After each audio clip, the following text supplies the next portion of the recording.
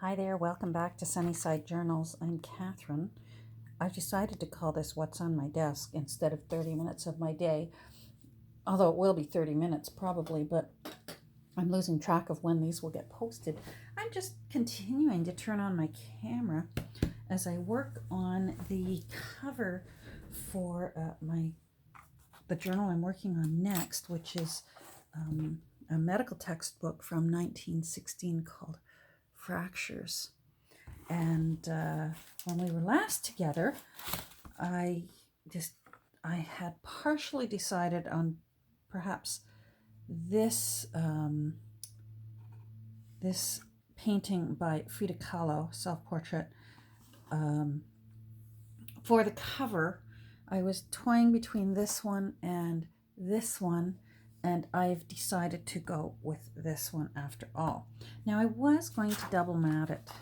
I had created a mat to go under it and double mat it, but I don't think it needs the double mat.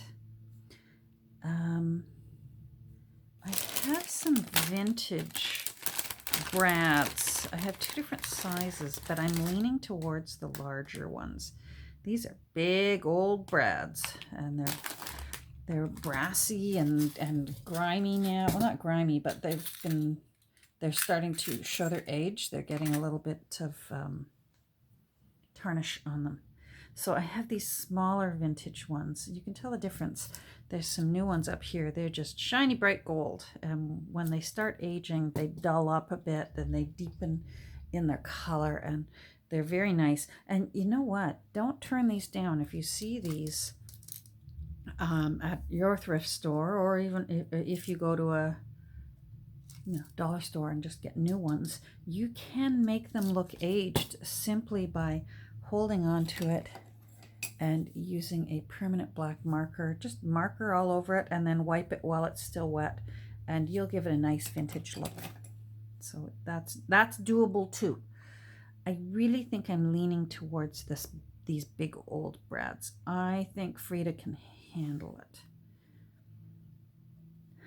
But again, never say never till you're done. Brads are one of those things you sort of have to imagine when you're looking from the top down, because I don't like to bend them until I'm ready to use them.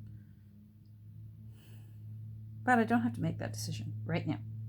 So I can put those back. I just wanted to let you see what I'm thinking about. And because I'm going to use some brads, that's why I'm thinking I really don't need the double mat, because she's going to just look lovely as she is. I've put some gold leafing on the edge, so she's already on chipboard, so she's already raised, which gives her some nice dimension. And the edging, if you happen to catch it by the side, that's nicely finished, and it's got a little bit of a gold shimmer on it.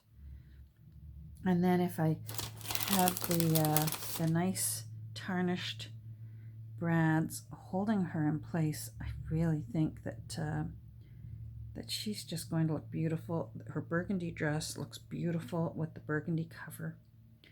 And who knows more about fractures than our beloved Frida, and all the heartache she went through as a result of that accident.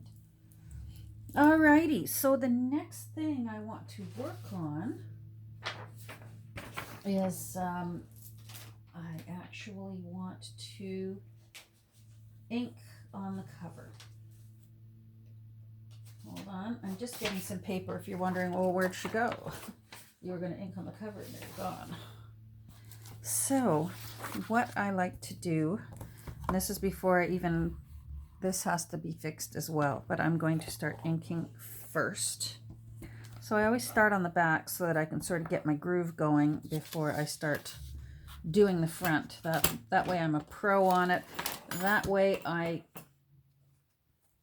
by the time I get to the front, I know what this cover will let me do and what it's going to be persnickety about. So let's see. I have two different pads of gathered twigs. One is a little bit drier, so it's a little more subtle. This one is really, really, it's so new, it's quite wet. So it can be quite intense.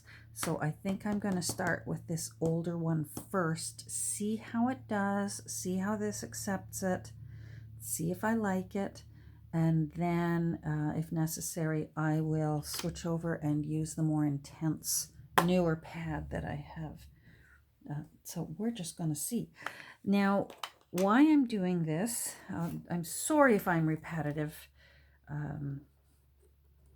but I explain everything every time just in case someone is new and jumping in halfway through the story here. When old covers start getting dinged and scraped and scratched, and the dye gets lifted because of the scratch, it goes lighter. You're losing some of your dye from this fabric. And it's not unlike when your blue jeans start fading, and in certain areas they go whiter. You lose the blue and the fabric starts going whiter. And that's what's happening here. I don't like the light color. I would rather that light color be a nice rich shade of brown. It really gives the cover some nice dimension. So what I will often do when I'm working on an old book that's in this kind of situation is I will just go at those little areas with distress ink and darken up the light areas, and quite often go right around the edge. You'll see this poor old book. This book's 104 years old. It's very old and showing it. The corners are quite old, but they're not bendy. They're still stiff. I don't mind this. Some people might put metal corners to cover up that wear and tear. I'm one of those people. I like that wear and tear. Usually if I put metal corners on the cover of a book, it's mostly because I'm craving pretty metal corners. It's seldom because a corner is kind of grungy looking, because a grungy looking corner doesn't bother me in the least. But sometimes I will do a book and I think, oh, it just really needs some pretty metal corners. So it's usually for me, the choice to go with a metal corner is purely decorative and not at all protective. So that might be not what most people do, but that's okay. Everyone's different. So this is, because this brown is a nice warm shade of brown, it won't cover up this burgundy, but it will make the light areas of the burgundy just a little bit richer. Now I'm seeing here, I can see the difference between here and here, and I'm certainly liking it. I think I can be a little braver with it. The sponge gives you a stronger distress than the brush, and I think from what I'm seeing, I can safely go in and use this sponge and cover up those little areas all along the edge. I'm not ready to use my my really, really dark distress ink. I'm liking what this one's doing, and I'd rather take my time and do a little bit at a time rather than hit it with the sledgehammer right off the bat. Do you know what I mean? So again, there's a 104-year-old corner here. I'm okay with that.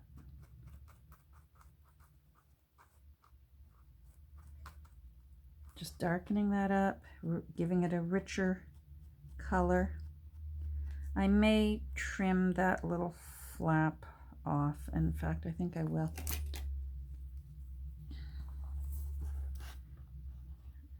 I just sort of give it a little doctoring. It is a medical book.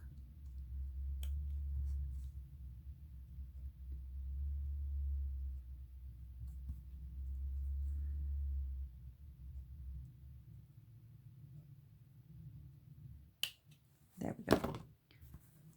Yep, that's better.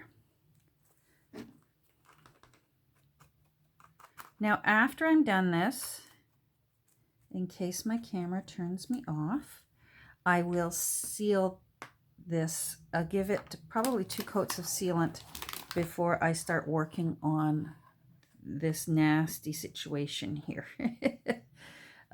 So because I want this ink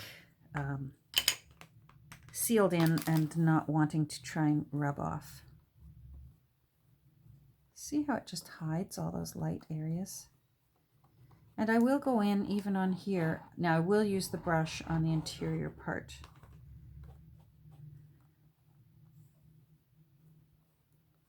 But I'm using the sponge with really good results here. I'm happy with it. So I'm just going to keep sponging it here. Let's do this side.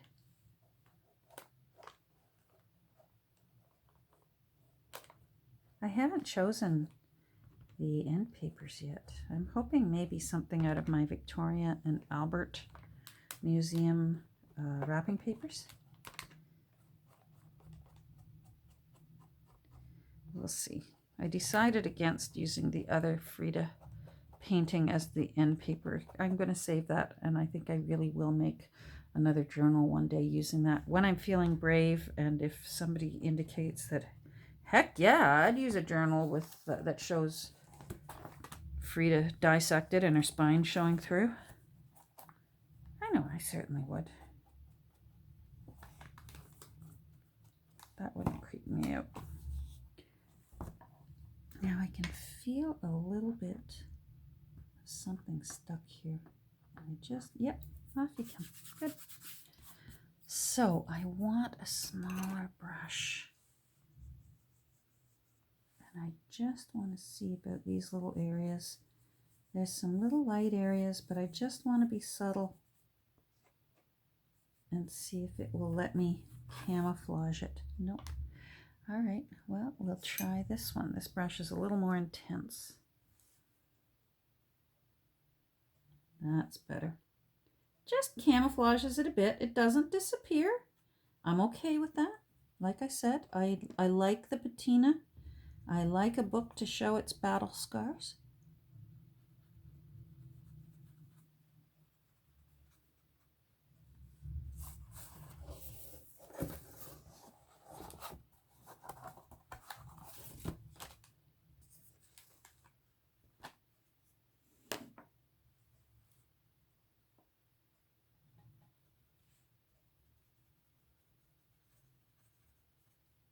Bigger one. Bigger one.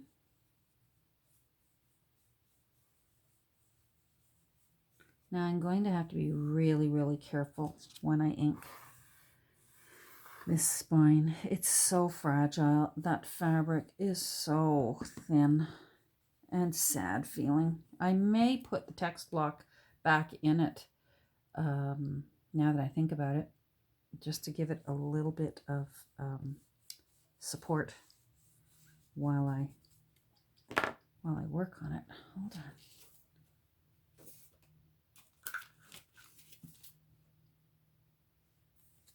you go.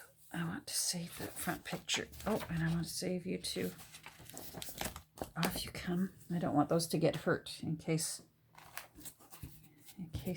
a tragedy happens. There we go. So I'm putting the text block back in because I do want to ink the ridges on these shoulders here. And I'm going to go at it with a sponge and darken up those areas and see how it takes it. Is that the front? I'm working on the front here. That's all right. I've switched sides. That's all right. Sorry if you can't see. I'm not one of those junk journalers that I could stand on my head to make sure you've always got a good view. Let's flip over and finish the side we started. Boy, this book weighs a ton.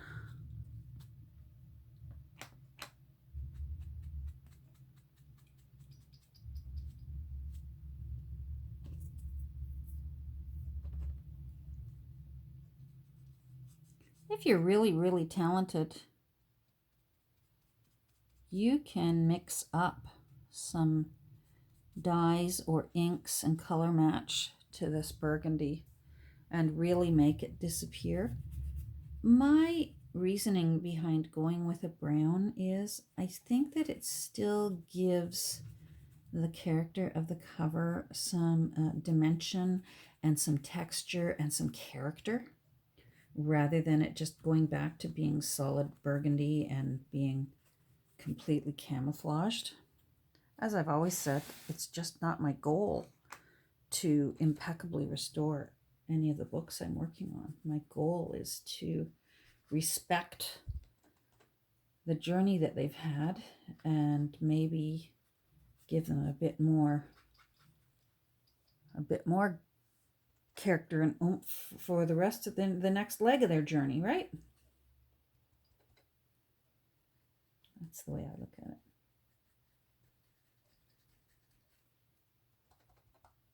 Now, these ones are quite, because it's so light, I'm tempted to maybe try my darker ink pad.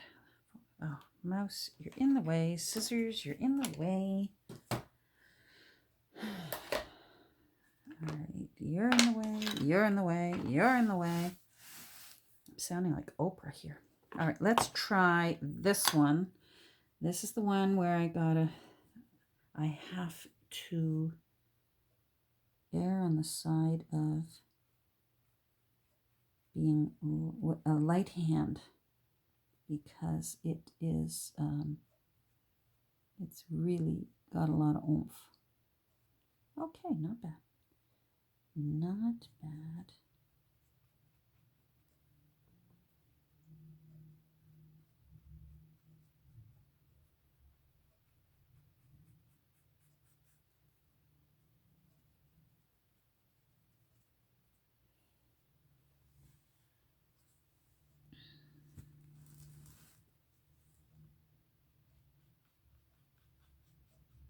Another nice thing to do, I'm not going to do it with this book, but another nice thing to do when you're sort of camouflaging a really, really worn old book is to do a similar technique, but with gold gilding wax. It can really make it luxurious, and that it can still let the original color show through, but then just the gold smudging, just use your fingers. It can look really, really beautiful and really give an old book a lot of character without taking away from their battle wounds that you still want to be able to respect and want them to show through. I certainly do. Those corners look good. I'm happy with the corners.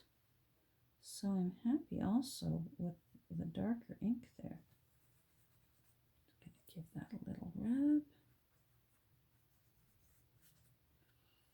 All right, let's flip this over. Now, I'm going to run out of time at some point. I can see I've got about 10 minutes left. At some point, sometimes you have to go in and see if you have any worn areas on the inside as well. And just feel free to touch those up. Just don't forget to seal that as well.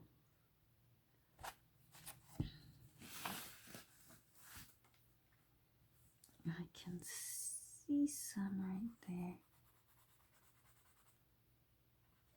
So I find that because the distress ink is designed to be translucent, it's a little bit more gentle than going in with a regular ink pad. This has been designed to be a bit translucent and designed so that in order to increase the color, you layer it on. So, and that's why I prefer it. That way I don't go in too heavy right off the bat, because you can't take it back. All right, that's nice. Let's flip this big baby. Over you go. Oh yeah, you're gonna need some work. This is going to be. Now, it's like I said, it's got some staining on the front cover. I'm not too worried about that because her picture is going to go there. So I really am only worried about these areas. Her picture is going to be a little bit closer to the top so that when I put in I'm not necessarily going to use this book plate. I have quite a few now to choose from. A friend of mine whose initials are W and W sent me lots and lots of book plates. So I'm going to pull them out and decide. I might go with this one because I do like this it's sort of a oiled brass finish and it's already appealing to me. So I may just go with this one, but I don't know yet. But so this is how I decide, what parts need to be inked. See what I mean? I just don't need to worry about this staining back here. It's not going to show anyways. But I will be definitely sealing this. I'll probably, like I said, give it 2 light coats of sealant. I use the Mod Podge aerosol sealant, Ariel. Part of your world. The Mod Podge aerosol sealant. I find it's the only acrylic sealant that doesn't leave a dull white haze on your cover. I've tried Krylon. I've got a few over on my shelf. Mod Podge aerosol sealant, matte, not the gloss, is the only one that doesn't leave a slight milky haze on your artwork. And I've even bought the Krylon one specifically for artwork, like not the kind that you would get at Home Depot. I've bought from an art supply store a Krylon for artwork to finish and seal your artwork by Krylon, and it still leaves this milky. It's not completely transparent. It's so frustrating. And Mod Podge is the only one so far that I've found. If you know of one, please let me know. Write it down for me. I'd love to try it. I'm always in search of a superior product. In the meantime, for me, the superior product is I'm going to go get it because I'm sure people are going to ask, what does it look like? It looks like a bottle of Mod Podge, a jar of Mod Podge.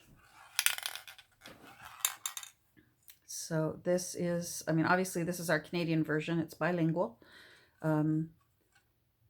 It's great. And it doesn't leave a milky finish, and it doesn't leave a sandy finish. You actually will wonder if it sprayed anything on your cover, but it does. And it dries very quickly. And you can do your second coat quite quickly. Mod Podge should be paying me right now.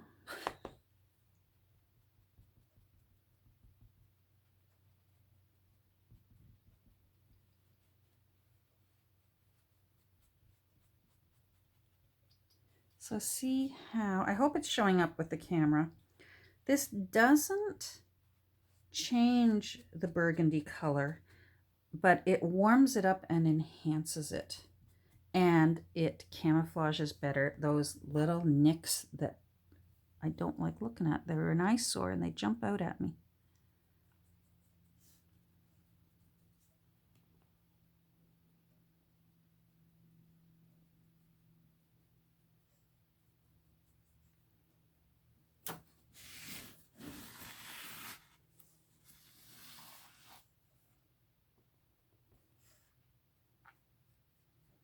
Boy, my next big challenge with this cover is going to be this.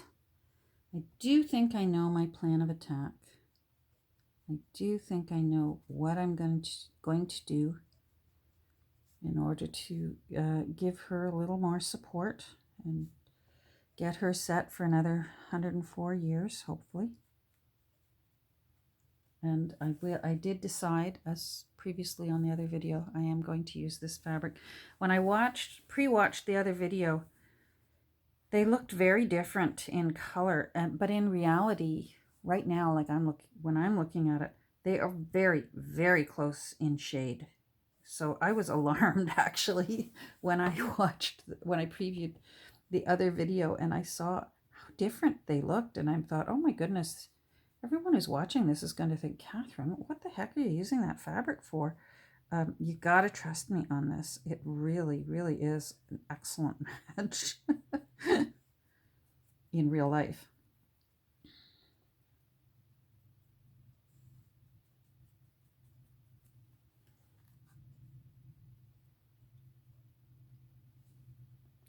Wonder how many people used this book to learn about fractures and diagnosing and setting and all the different things involved.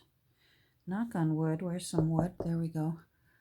The only thing I've ever broken is, and I've broken it lots and lots of times.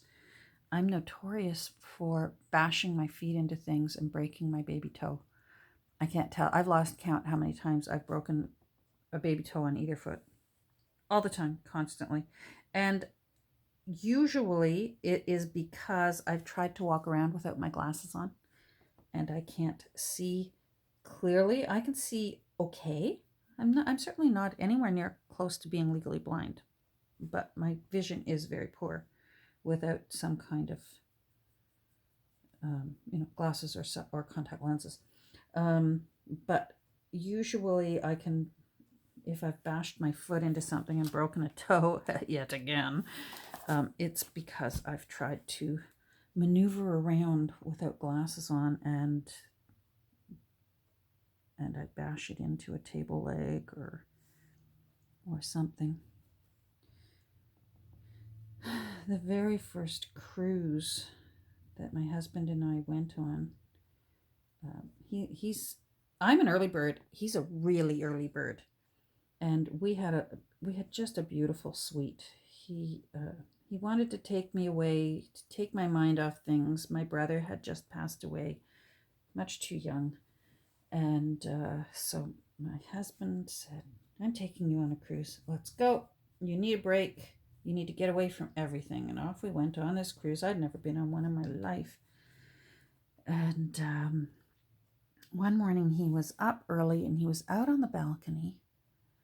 And all of a sudden he started yelling for me, come here, you gotta get here, come here.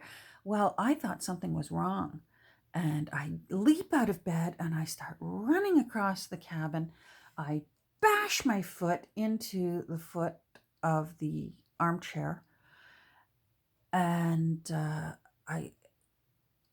I yell, but I keep going because I think something's wrong. I get out the door onto the balcony and I go, what? And he goes, oh, you can see the boat, the pilot boat that's going to take us into port. And I said, that's wonderful, darling. I broke my toe. And I hobbled around for the rest of the cruise with a broken toe. So that's my most memorable broken toe, but I've certainly broken lots of toes. So back to fractures. I'm fortunate. There's been no other large fractures, no arms or legs or... All right, you're quite dramatic today. There we go. That's about as exciting as my fractures get. And I'm okay with that. So I think this is pretty good. I'm going to finish off camera. I'll finish inking around this. I'm going to have to be very tender around here and gentle. And then I'm going to seal it. And then the next time we get together, perhaps we will put Frida onto the cover, and I'll show you how I do that with brads. So thanks for joining me today, especially if you're still here. Good on you, putting up with 30 minutes of me chattering on and on. I hope you have a great rest of your day, and we'll talk soon. Bye.